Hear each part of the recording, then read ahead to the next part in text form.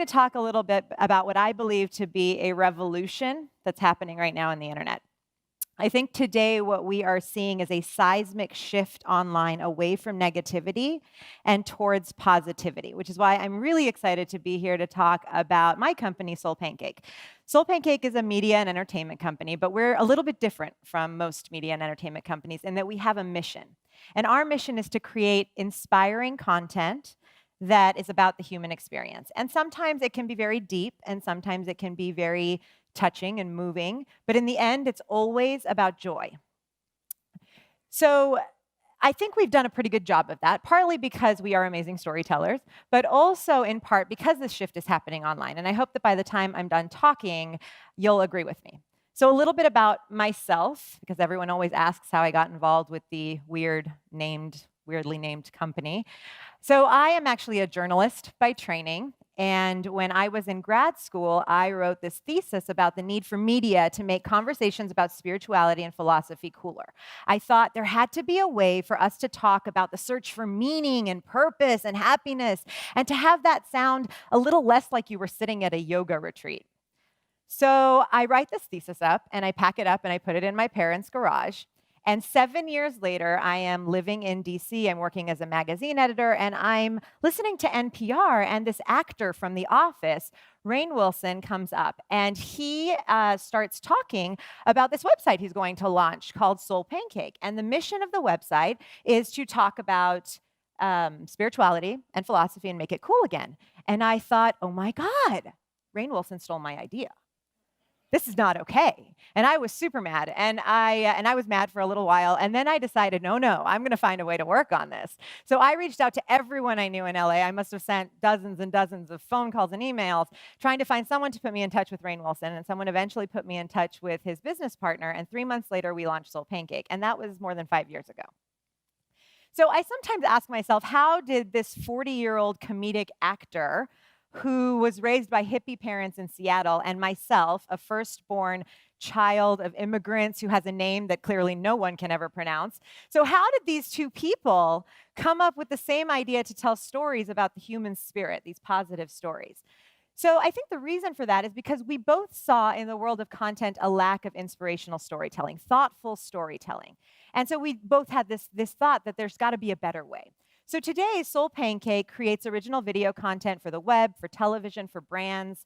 We have a premium YouTube channel with 1.4 million subscribers that has multiple videos posting each week.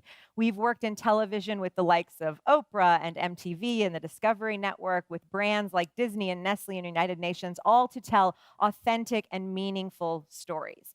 So I want to give you a couple examples of our content. So the first is Kid President, who some of you may recognize. Yeah, he's pretty adorable. So Kid President is actually the story of two brothers. So there is Robbie, who is 10 years old and has actually brittle bone disease.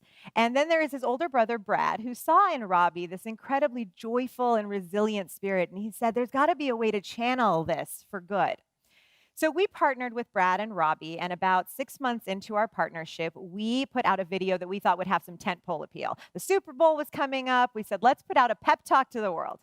So we put out this pep talk, and within 2 weeks, we had 30 million views on it. And everyone from President Obama to Beyonce, everyone had noticed Kid President.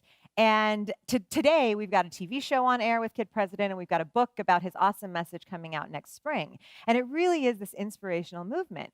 But what I find most amazing about the story of Kid President is that this 10-year-old boy and his big brother have caused change to form in people's hearts. This pair has started a movement to stop homelessness with our Socktober campaign. They have caused teachers across the country to change the way they operate in their classrooms. And just this summer, we launched a campaign that got 2 million people to contribute to try to end childhood hunger. And that's the kind of power of this kind of joyful and optimistic storytelling. So now Robbie has very adorable dimples and great dance moves, but equally inspiring, I think, is our series, My Last Days. Now, this is a series that we do. It's a documentary series that profiles individuals, mostly young, who have a terminal illness.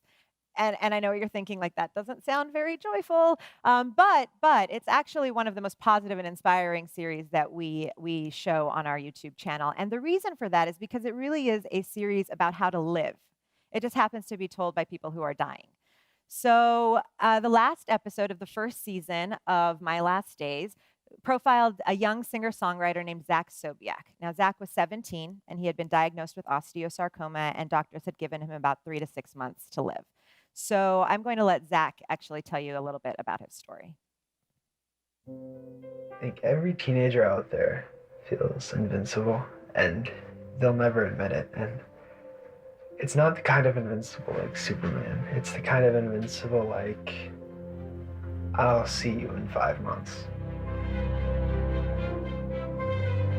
My name is Zach Sobiech. I'm 17 years old and I have osteosarcoma.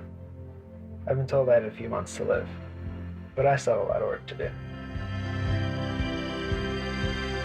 When we found the cancer in his pelvis, I said, maybe you should start writing some letters. Music is a way I can express myself without having to, burden everyone else. Zach can't stop writing lyrics. There are so many songs he wants to leave behind. With only months to live, his song called Clouds was born. I fell down into this dark and lonely hole. Zach, such a beautiful song. Everything will be just fine. We'll go up, but I'll fly a little higher. Go up in the clouds because the view's a little nicer. For me, it's Zach's way of saying I'm okay. I want everyone to know you don't have to find out you're dying to start living. If only I had a little bit more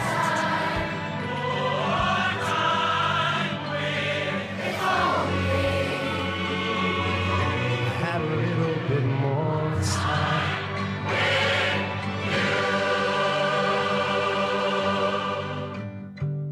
Thank you, Zach. You've written a great song, dude. It's a real pleasure to sing it and sing it with you.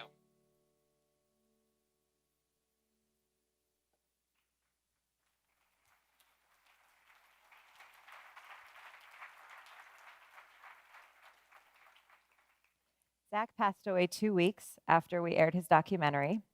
But by the time he passed away, more than 22.5 million people had seen his story or heard his song Clouds, which actually went to #1 on iTunes.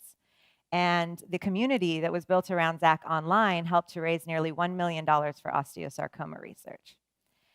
And I think what we've witnessed at SoulPancake is the power of joy in action. I think that that's the common thread that has catapulted us to the Zeitgeist. And I think it demonstrates this shift that's happening online towards happiness. So one of the things that I find really, really fascinating about all this is that this is something that's happening across the board. If you really pay attention to what's happening online right now, you'll see these sparks of joy popping up everywhere. I think it's the reason Upworthy is so successful. You've got Huffington Post and Yahoo all launching platforms for good. Pharrell's Happy became an international phenomenon. Joy is infectious. And I think one of the reasons that this is happening, there's 2 reasons I think that this is happening. One is that, again, joy is like this, has this ripple effect. The same way a bad mood can rub off on the people around you, joy has the same way to influence hearts and minds that surround you.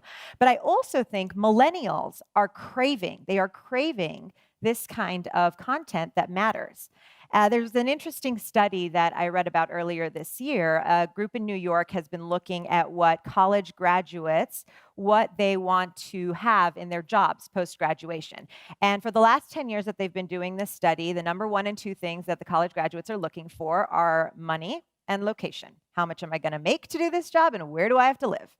And for the first time this year, money fell to the number 2 spot. And the thing that took over as the number 1 spot that millennials, post-college grads are looking for is a sense of purpose or meaning in the company they work for. Think about the implications of that. I think that's amazing. You've got an entire generation of kids graduating who are going into a terrible job market. My own sister has been looking for a month for 6 months. She just graduated from college and has been searching. But that doesn't matter to them, how much I make. None of that matters. They just want to do something that means something to them. And I think that's really powerful. So I think we have a choice to either be part of this movement towards joy and positivity online or to ignore it. And I think the wise thing to do is to pay attention and be part of it. And if we want to contribute to that momentum towards positivity, I think there's two things we can do. The first thing that I have seen to be true at SoulPancake is that we have to choose kindness. And I think Kid President really demonstrates that. I think that in a web world that is so rife with ranting and righteousness and trolling, he was this beacon of light who said, I'm going to choose to be kind and encouraging with my words, and I'm going to see what happens. And I think we saw the power in that. And I think those kinds of stories are out there. SoulPancake is not the only kind of storyteller that is telling these kinds of amazing stories. There are amazing, mind-blowing, awe-inspiring stories out there, and it is our responsibility to share them. And I'm not saying that we have to ignore the negative or the difficult parts of life. My Last Days is a perfect demonstration of that. You can tell stories and talk about the difficulties and negative things that are happening in the world, but to do it through a lens of hope and kindness and joy. And that is incredibly powerful.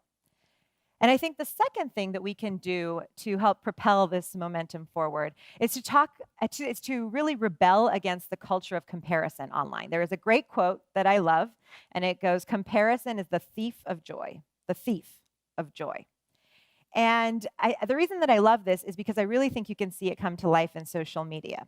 Here is this powerful way of communicating that was supposed to bring people together and create communities. And instead, it's really become the breeding ground of the selfie. That's really what you see online is I'm going to put my best foot forward, all of my accolades, that's what I'm going to spread, and that's what you see online. And as voyeurs, we're watching this, and it creates in us this feeling that other people's lives are cooler or better or more interesting than ours are. And the reality is that when we stop looking and comparing those lives, what we actually will see is the commonality. Because it's that kind of commonality, things like love and death and kindness and laughter and hope, all those things that make us human, it's those things that I think have the ability to change the world. It's why Rainn started SoulPancake. It's why I switched careers to join him. Because we believe joy has the power to change the world. That shift is already happening online, and we want to continue to help lead that. Thank you.